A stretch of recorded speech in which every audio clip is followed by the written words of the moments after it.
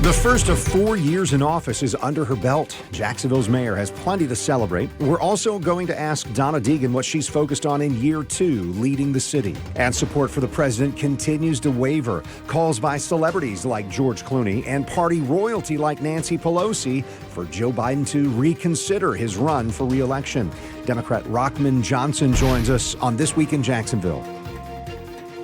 Thanks for being with us today. So what if I said the honeymoon is over? Donna Deegan, now the veteran mayor of Jacksonville, in her second year of her first term in the River City. Did I have a honeymoon? Is that true? Is the honeymoon still on, or did it end pretty soon after swearing in? Oh, listen, I think the honeymoon has been ongoing. I'll talk with the people of Jacksonville for certain. I have so enjoyed being out in the communities and having these community meetings and listening to people.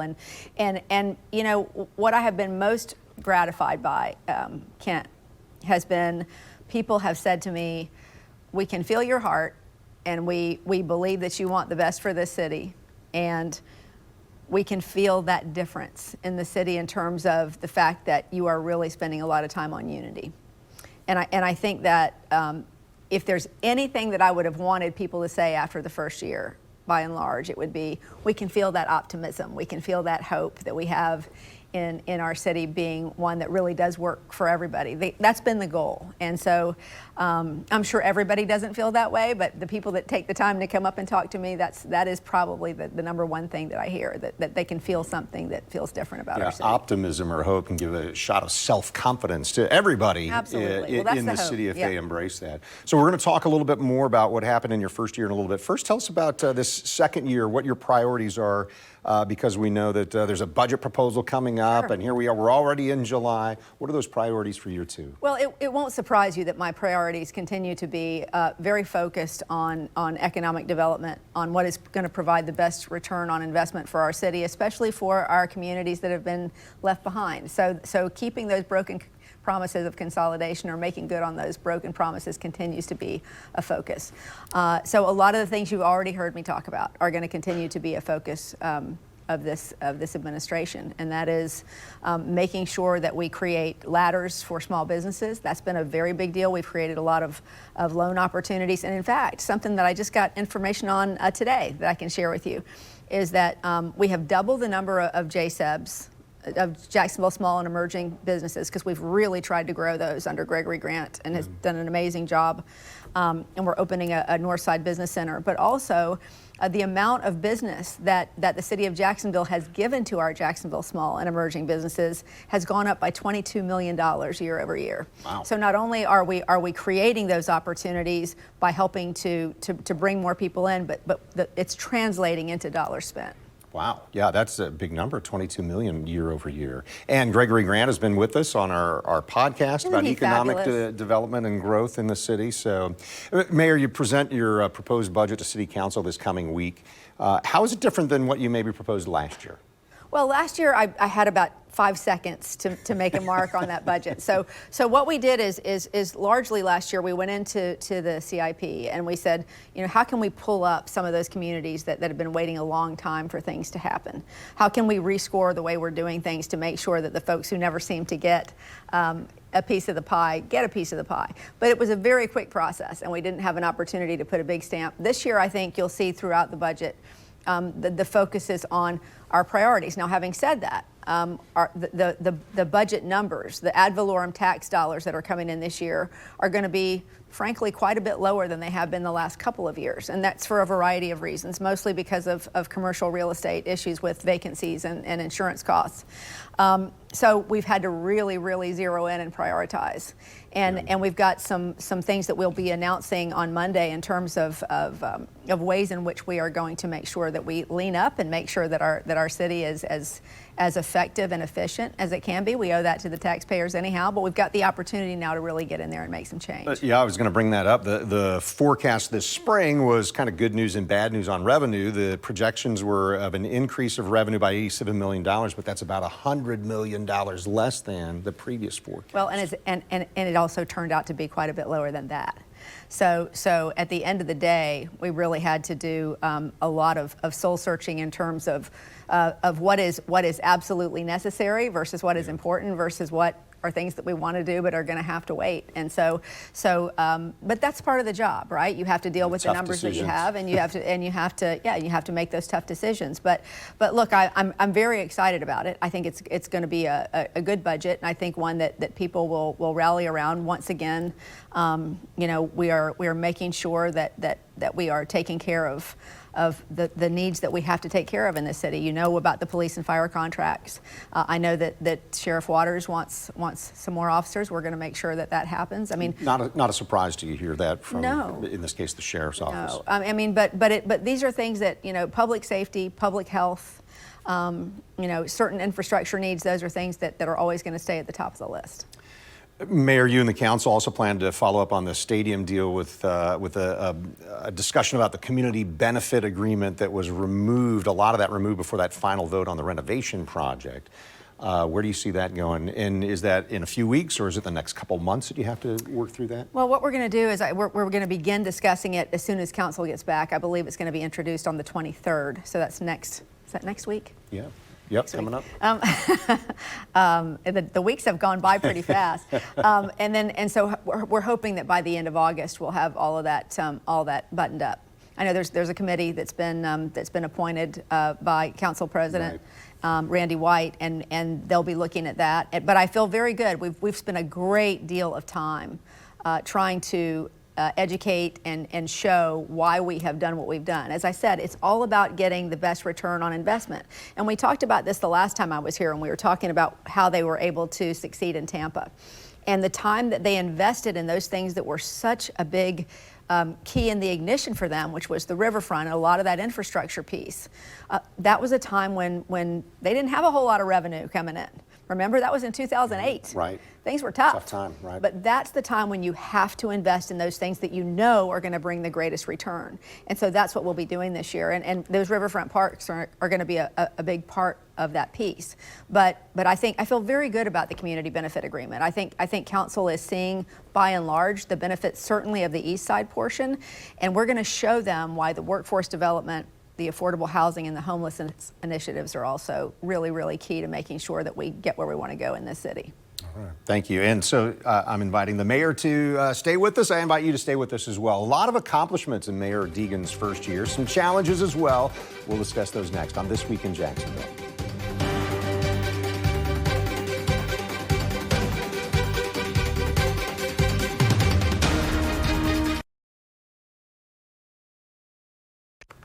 You're watching This Week in Jacksonville with Kent Justice. And this month, Jacksonville Mayor Donna Deegan began her second year in office. Sworn in July 1st, 2023, the first mayor, female mayor that is, in Jacksonville history. And the latest major headline from her position, helping negotiate the Jaguar Stadium deal. So let's take a look at some of the other projects from the mayor's first year in office. The city reopened Friendship Fountain on the South Bank, opened the first link of the Emerald Trail project that's been in the work for years.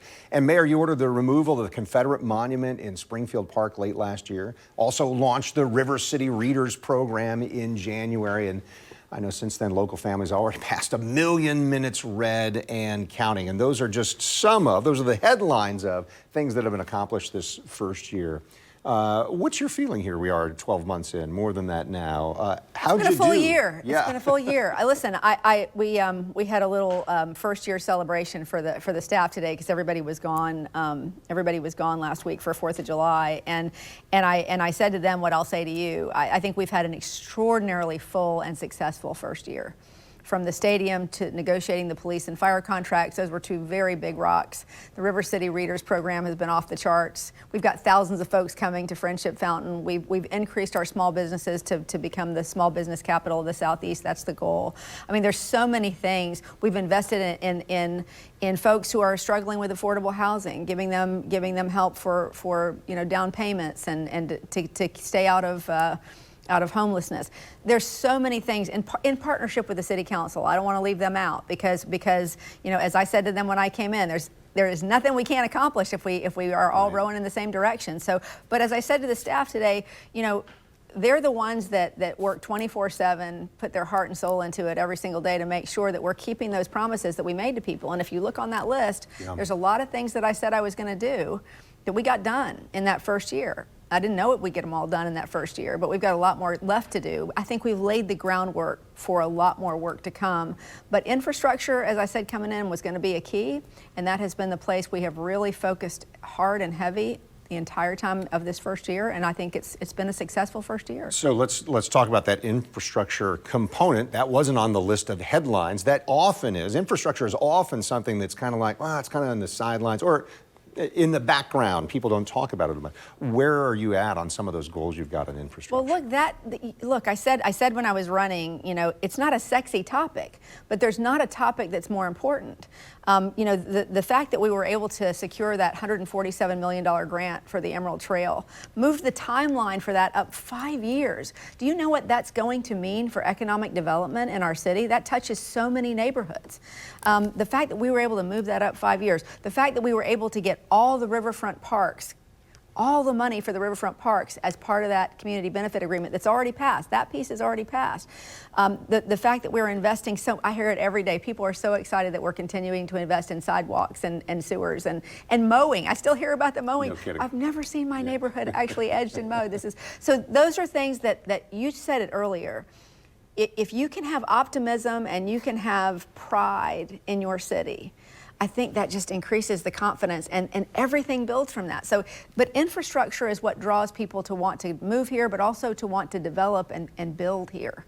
And so it may not sound very exciting, but to me, it's probably the most exciting thing that we're doing. And a lot of it, just like the two-way streets projects, well underway. That'll be done, the first ones will be done in December. You haven't seen the first thing because it's all been underground, but it's been infrastructure.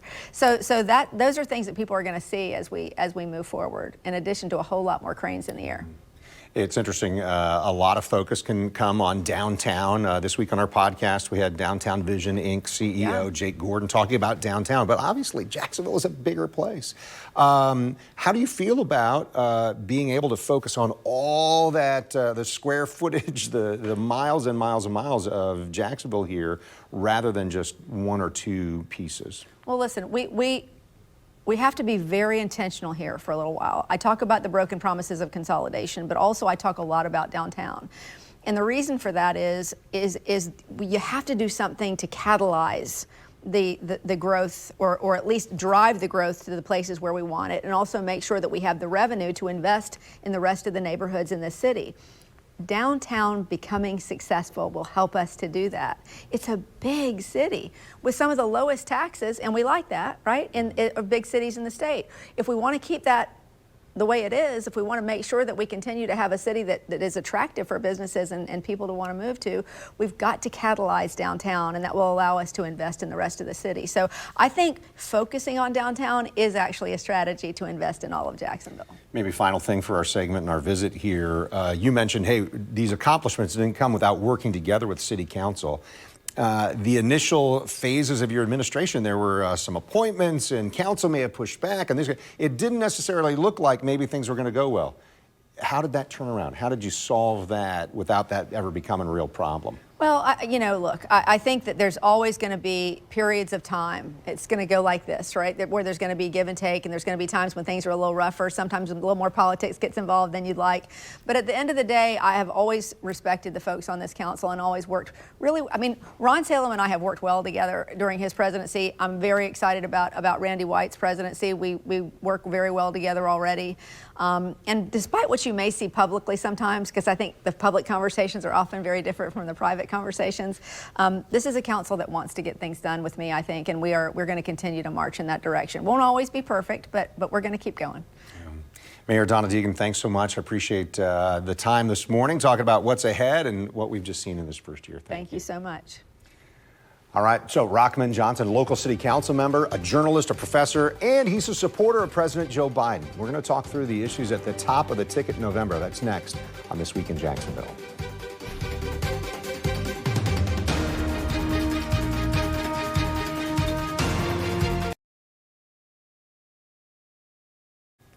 You're watching This Week in Jacksonville on Channel 4. Thanks for being with us today. President Joe Biden wrote a letter to Democrats early this week, and we want to show you exactly what the letter says in his own words. Here's the very first sentence. Now that you have returned from the July 4th recess, I want you to know that despite all the speculation in the press and elsewhere, I am firmly committed to staying in this race, to running this race to the end, and to beating Donald Trump. President Biden doubles down on this thought a little further into the letter, writing, I wouldn't be running again if I did not absolutely believe I was the best person to beat Donald Trump in 2024. The president then went on to mention some of the things he's accomplished during his term, topics ranging from the economy to climate change.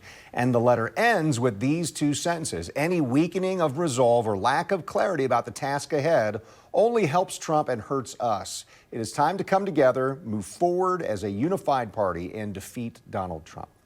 Joining us in studio, Biden supporter Rahman Johnson, who serves on Jacksonville City Council in District 14. How do you feel about the president's letter to Congress earlier this week, followed by phone calls to Democratic leaders and to mayors and other people trying to make sure that he assuages any of the concerns that people have had since this debate performance in June? Well, Kent, good to see you. And first, let me say I'm all in. I'm all in for Joe Biden. I think it's important that we look at the entirety of what the president has done over these 3 years and not just at a debate performance.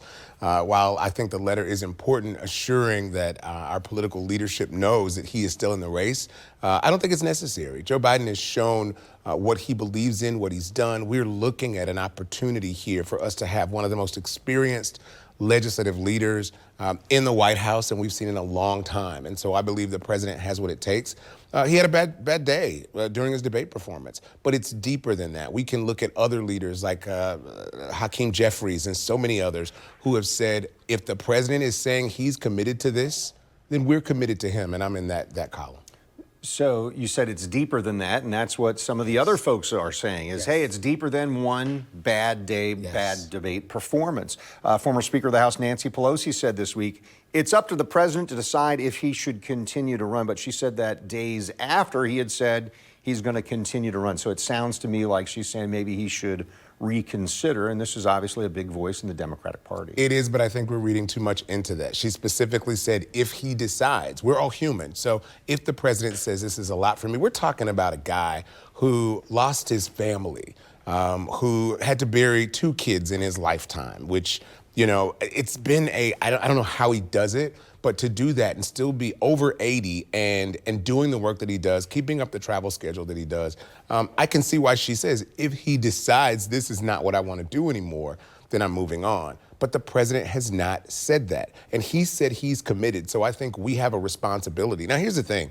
I can't tell you how many people have said, well, you know, I've seen it on social media. I've even talked about it. The president is too old. He's up in age. You know, we heard Democratic leader Maxine Waters say, I'm old. I work out every day. I keep a hectic schedule. It's possible it can be done. But one of the things I believe that this president brings to the table is the truth, is pragmatism, and is the understanding that I'm surrounding myself with people who are going to help me execute the office of the presidency. I believe he's doing it, and I believe he's doing it at the best of his ability, which is why, again, I'm still supporting him.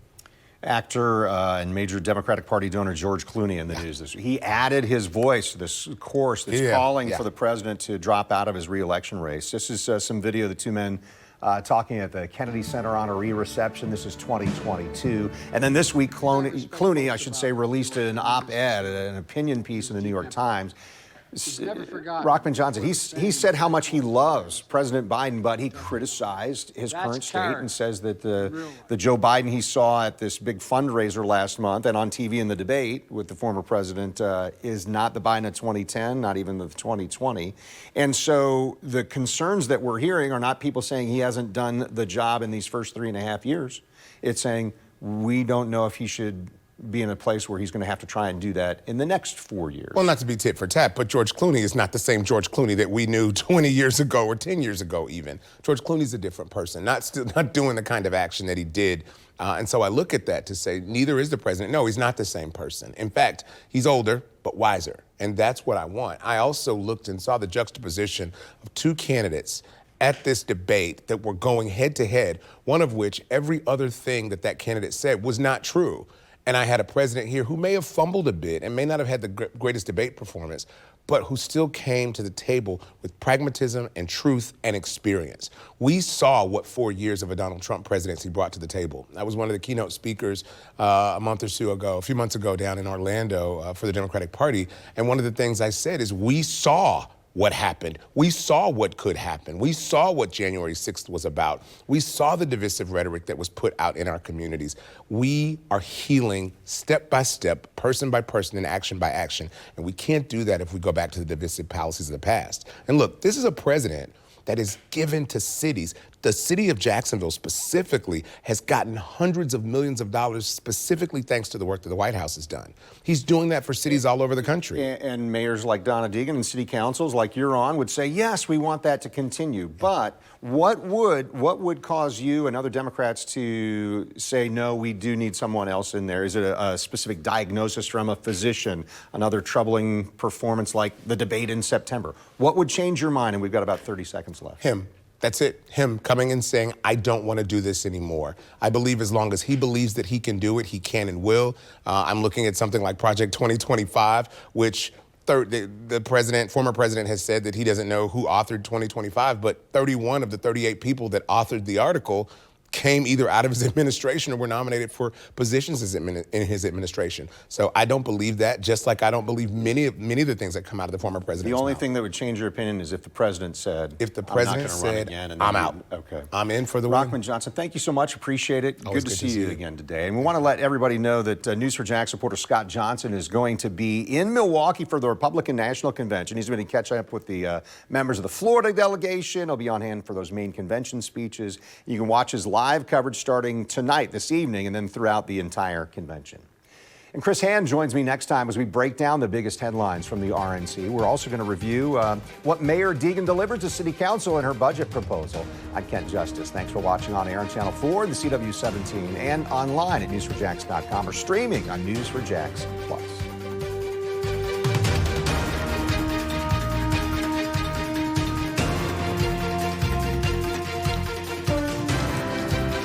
See why every day more people are choosing News4Jax, Northeast Florida and South Georgia's #1 source for local news.